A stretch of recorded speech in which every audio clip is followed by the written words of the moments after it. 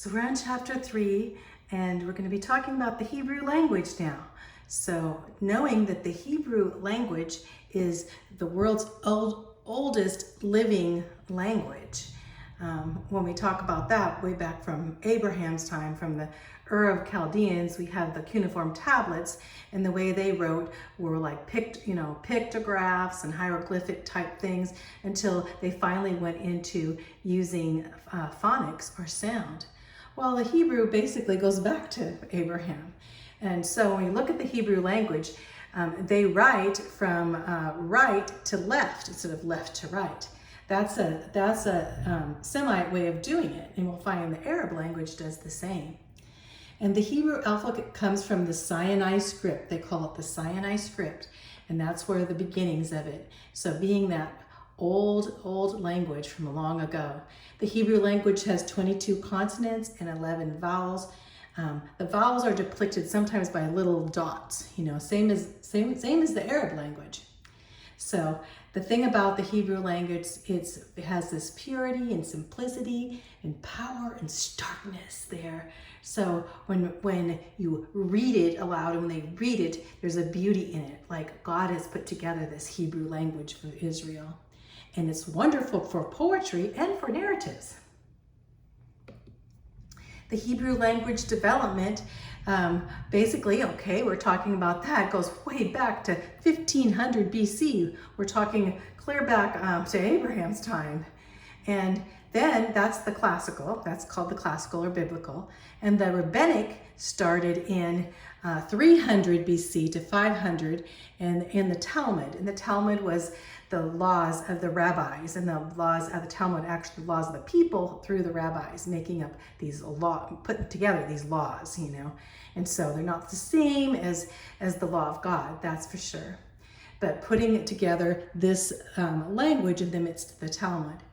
And down into the modern spoken in the nation of 1948. The modern spoken happened before this, but now we see, because of all of the scattered Jewish people throughout the world coming in, they're bringing all kinds of languages, but as they come in, they're bringing their Hebrew that they have kept throughout.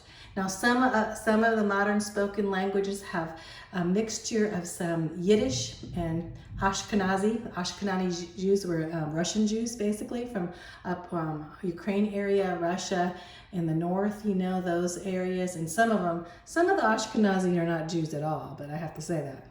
We'll talk about that another time. But anyway, the Russian and Polish and English also are mixed into some of the modern spoken Hebrew language. And now they speak that in Israel. There's only the only modern language based on a written language. So here we have the Hebrew, this beautiful language. So let's go on here. The alphabet. Now we're going to talk about the alphabet. Now we're going from the Hebrew and still talking about literacy. Why do we have an alphabet? Well, why do we have to have reading and writing? Because it preserves history. We wouldn't know much about history if it wasn't written down. That we could go by oral tradition. That oral tradition is faulty because human memories get mixed up sometimes, don't they? For the oral transmission of cultures. But when it's written down, we can preserve that, not only the history, but the literature and traditions of that culture. Before 1500, reading and writing were only for a chosen few. When I think they say 1500 AD, that was that wasn't too long ago, really, but that was during the Reformation. Before that time, in the Dark Ages and such, even in Europe, most people did not know how to read or write. And so, in fact, they didn't really choose to do that because they thought, there's scribes. The scribes were sent to school in Mesopotamia, of course, and the Egyptian boys, they would learn how to read and write, but girls were not allowed. Girls did not go to school, and girls did not learn how to read and write at that time. So here we have most of the world not knowing. And then the complex writing in the cuneiform were hard, and the hieroglyphics were hard for people to learn. And so they had to send certain individuals, certain young men to school to learn them, to be scribes. Here's a picture, isn't that cool? So the invention of the true alphabet had to come for the phonics. Phonics, you can have an alphabet and have hieroglyphics, which are pictures, pictographs you call them, or pictograms. And then you have the ideograms, which basically are just about ideas, but they still have pictures mixed with different symbols. And then you have phonics. Phonics, basically, you have symbols for sounds. And that's what presents a true alphabet, a true beginnings of not only writing, but reading and understanding by sounds, going into the language part, not just looking and knowing what they are, but the sounds of them. Phoenicians, the Phoenicians, when you look in secular history, it says Phoenicians were the first alphabet.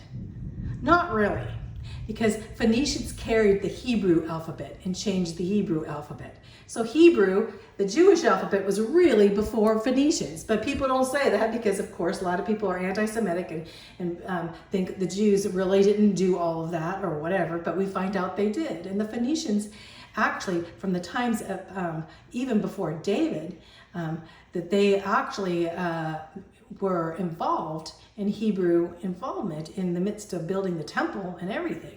So they took the beginnings of the Hebrew alphabet, and of course they changed it to 22 consonants but no vowels, and then the Greek added 5 vowels to the Phoenicians.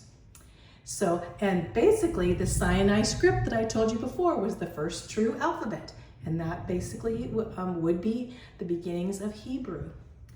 And onto that, the Greeks to the Etruscan alphabet. When you think of the word Etruscan, you're like, oh my goodness, what does that mean?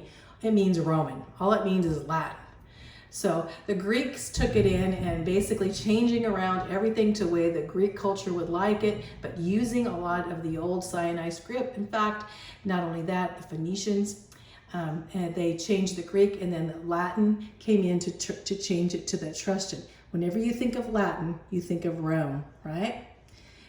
Because Latin came from Rome. So the Greek to the Roman alphabet. So we have the Greeks and the Romans now.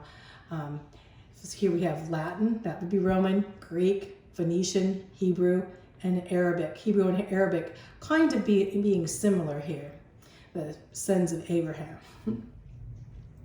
So there'd be widespread literacy. That means all of a sudden they would want to have everybody read, but the masses of the people decide not to. They thought, well, what do we need to read for? You know, they had no need to read. So we just need to make sure that we have enough food to eat, and we need to make sure that we can raise our families.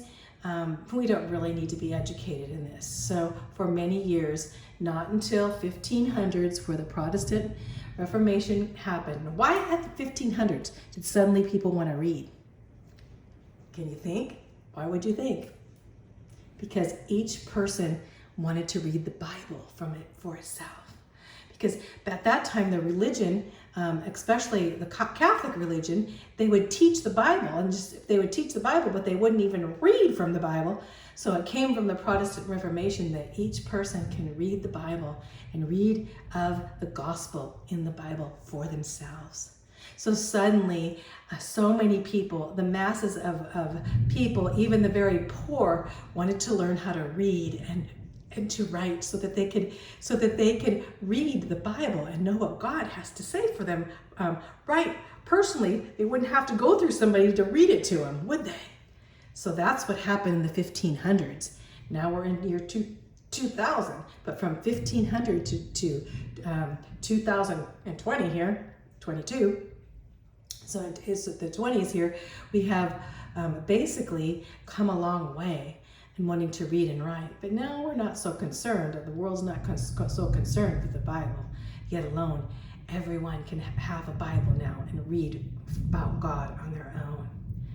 Only in Israel was universal literary known to the ancient world.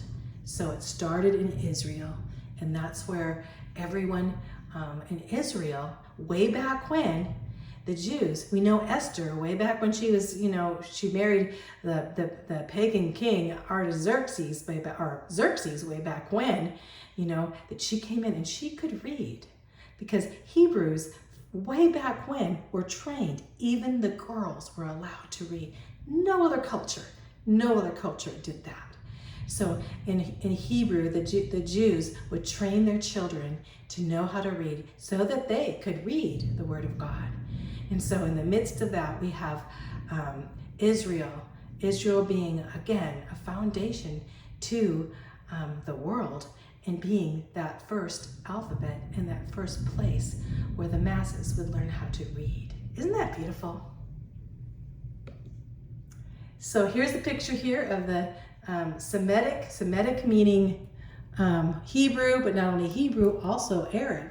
So here we have going down, and you have how the Latin, this is Rome, which is like ours now, and you're going through and you have all these going from the Phoenicians, onto all of these. I can't hardly read them because they're kind of blurry, but these are the different alphabets and how they started with certain figures right here, hieroglyphics and such, and how they went, and it changed down to, this is Hebrew and Arabic, and onto, we have here, of course, similar to ours, right?